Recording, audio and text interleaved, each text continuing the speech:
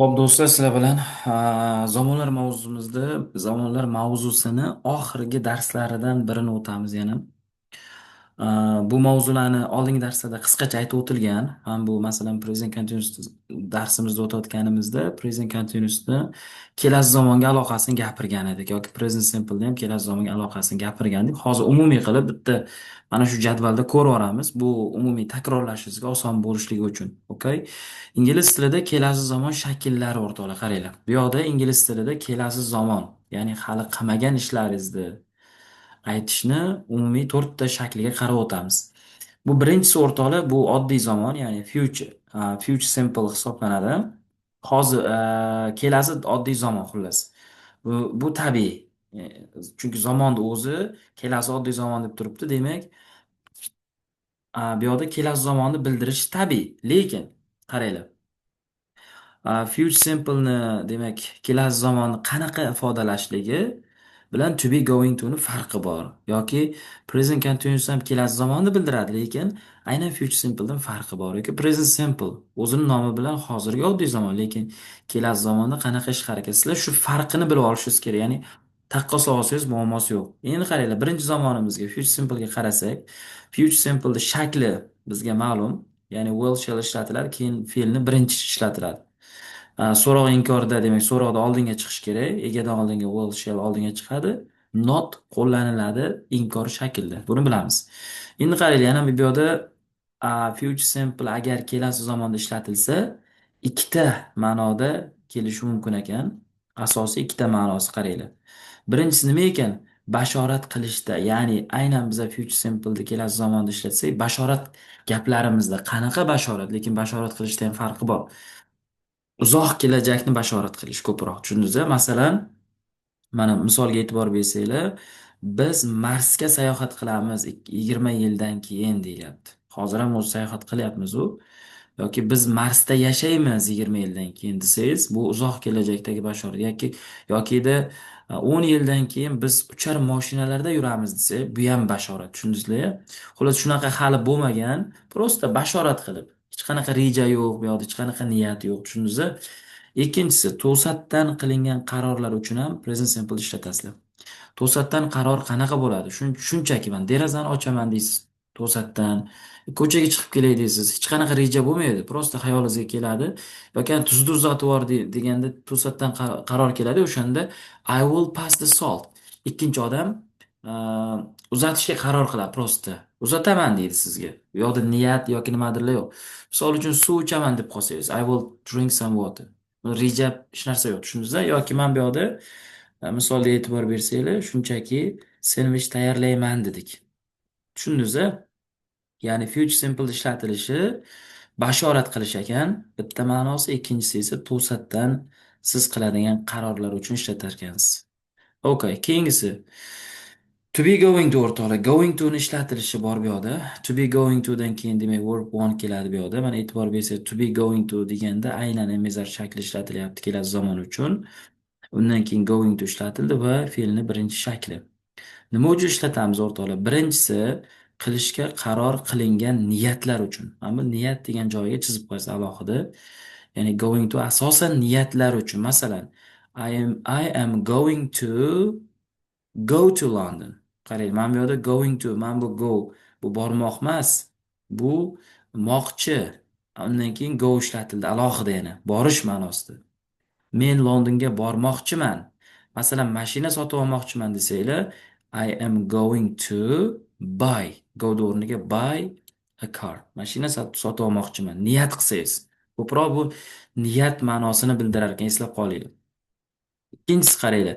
Bizga ma'lum bo'lgan bashoratlar uchun. Bu nima degan o'rtoqlar? Bizga ma'lum bo'lgan bashoratlar uchun degani, ya'ni biz taxmin qila oladigan bashoratlarni tushunishingiz mumkin.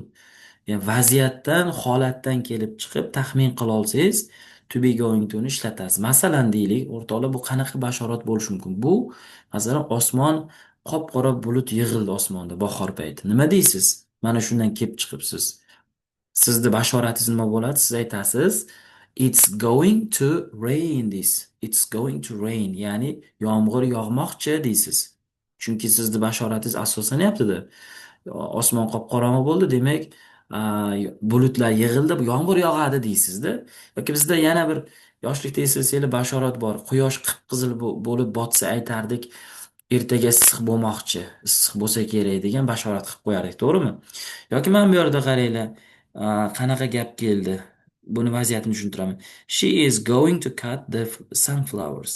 Ya'ni sunflower bu anavi kungaboqar guli, a? Kungaboqar deymiz. U o'sha gullarni kesmoqchi. Bu gapni qachon ishlatasiz? Men kontekstini bermagan bu yoqda, uzun bo'lib ketadi. Buni qachon ishlatasiz? Mana she'ni deylik, ism.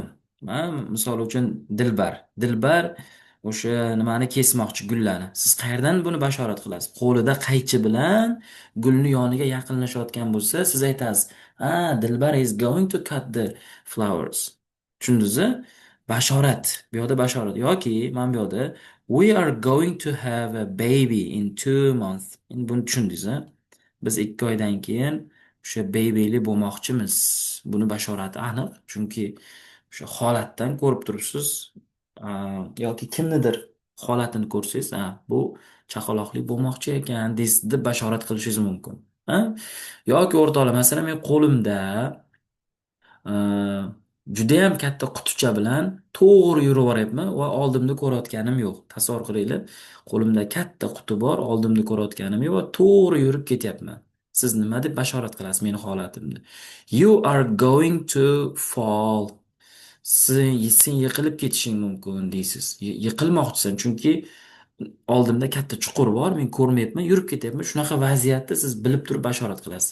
Tushundingizmi? Yoki qo'limda chelak, e, qanaqadir gubkalar, machalkalar bilan, shampunlar bilan mashinamni oldiga kelyapman. You are going to wash. You are going to wash your car. Yoki are you going to wash your car? Mashinangni yuvmoqchimisan deb bashoratingiz. Ko'rdingizmi, o'rtoqlar? Future Simple'da ham bashorat bor, lekin bunda unaqa bashorat emas. Bu uzoq kelajak deb aytdim. Mana bundagi bashorat esa vaziyatdan kelib chiqilgan. Bu kam ishlatiladi, bu holat har doim emas, lekin aytib o'tdim. Mana bu yerda esa qilishga qaror qilingan niyatlar asosan going to, masalan, kinoga bormoqchiman, ha? Niyatlaringiz uchun. Lekin reja emas, rejaga adashtirib qo'ymanglar. Present continuousga o'tamiz. Keyingi future ma'nosini ifodalay oladigan shakl bu present continuous. O'zi shakli mana nomi bilan ham ma'lum. Hozirgi davomli zamon bo'layotibdi mana bu yoqda.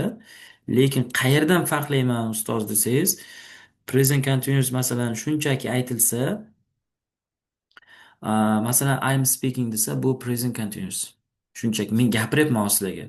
Lekin present continuous agar kelasi zamon ma'nosida kelayotgan bo'lsa, albatta u, mana bu yerda e'tibor beringlar, kelasi zamon signal so'zlari bilan keladi. Ha? Kelasi zamon signal so'zlari bilan kelishidan bu o'zini ma'nosida emas, balki kelasi zamon reja ma'nosida kelayotganligini bilib olishingiz mumkin. Demak, ishlatilish holati bu yoqda bitta asosiy holatini berganman. Kelajakda aniq bir paytda qilishga reja qilingan ish harakatlar uchun. Ya'ni sizni kundalik daftaringiz bo'ladi-yu, daftar tutasizmi, tutmaysizmi, bilmadim-u. Lekin reja daftar bo'ladi hammada, to'g'rimi? O'shanda yozib qo'yiladigan rejalar uchun qilinadigan vaziyatlarni bildiradi. Masalan, men ertaga soat 7 da do'stim bilan uchrashmoqchiman. Bu yerda yozib qo'ydim mana. I'm meeting my friends at 7. Do'stlarim bilan 7 da ko'rishmoqchiman. Ko'rishyapman emas bu, tushundingizmi?